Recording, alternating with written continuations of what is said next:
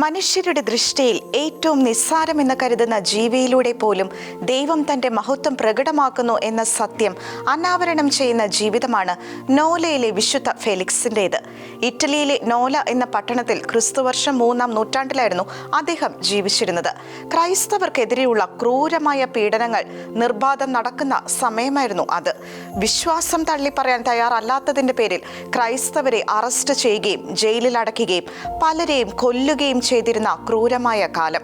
ഈ കാലത്താണ് സമ്പന്ന കുടുംബത്തിൽ ജനിച്ച ഫെലിക്സ് അതെല്ലാം ഉപേക്ഷിച്ച് പുരോഹിതനായി മാറിയതും ക്രൈസ്തവരെ ആത്മീയമായി നയിക്കാൻ നിയുക്തനായതും. ഒരു നാൾ അത് സംഭവിച്ചു. ഫാദർ ഫെലിക്സിനെ ചക്രവർത്തിയുടെ കിങ്കരന്മാർ പിടികൂടി. അവർ അദ്ദേഹത്തെ മർദ്ദിക്കുകയും മുറിപ്പെടുത്തുകയും ചെയ്തു.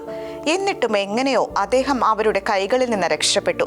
തകർന്നു കിടക്കുന്ന ഒരു കെട്ടിടത്തിലാണ് അദ്ദേഹം ഒരു വിധത്തിൽ അഭയം തേടിയെത്തിയത്. അദ്ദേഹത്തെ തേടി പിന്നാലെ സൈനികരുമെത്തി. താൻ അവരുടെ കൈകളിൽ അകപ്പെട്ടാൽ ജീവൻ ബാക്കിയുണ്ടാവില്ലെന്ന് അദ്ദേഹത്തിന് നന്നായി അറിയാമായിരുന്നു. ഒരു കുടുസു മുറിയിലായിരുന്നു അദ്ദേഹം ഒളിച്ചത്.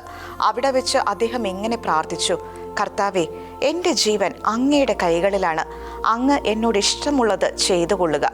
ഈ സമയം ഒരു ചിലന്തി അതിൻ്റെ കവാടത്തിൽ പ്രത്യക്ഷപ്പെടുകയും അതിവേഗം വല നെയ്യാൻ ആരംഭിക്കുകയും ചെയ്തു. സെക്കൻഡുകൾക്കുള്ളിൽ പ്രവേശന കവാടം മറച്ചുകൊണ്ട് ഒരു വലിയ ചിലന്തി വല രൂപപ്പെട്ടു.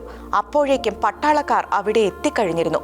കെട്ടിടത്തിൻ്റെ മുക്കും മൂലയും പരിശോധിച്ച് നിരാശരായ അവർക്ക് ഇനി പരിശോധിക്കാനുള്ളത് ഒരേ ഒരിടം അവിടെ മാത്രമായിരുന്നു. പക്ഷേ അവിടേക്ക് അവർ കയറിയില്ല. കാരണം പ്രവേശന കവാടത്തെ മറച്ചുകൊണ്ട് വലിയൊരു ചിലന്തി വല അവിടെ ഉണ്ടായിരുന്നല്ലോ.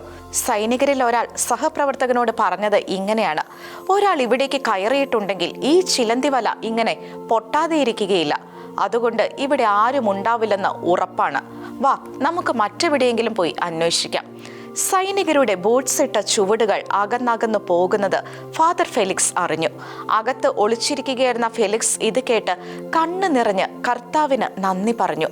തുടർന്നുള്ള അദ്ദേഹത്തിൻ്റെ ജീവിതം പൂർവാധികം ശക്തിയോടെ സുവിശേഷം പ്രഘോഷിക്കുന്നതായിരുന്നു. പട്ടാളത്തെ അയച്ചോ, മാലാഖമാരെ അയച്ചോ, പ്രതാപികളായിരുന്ന സൈന്യത്തെ അയച്ചോ ആയിരുന്നില്ല ദൈവം നോലയിലെ വിശുദ്ധ ഫെലിക്സിനെ മരണത്തിൽ നിന്ന് രക്ഷിച്ചത്.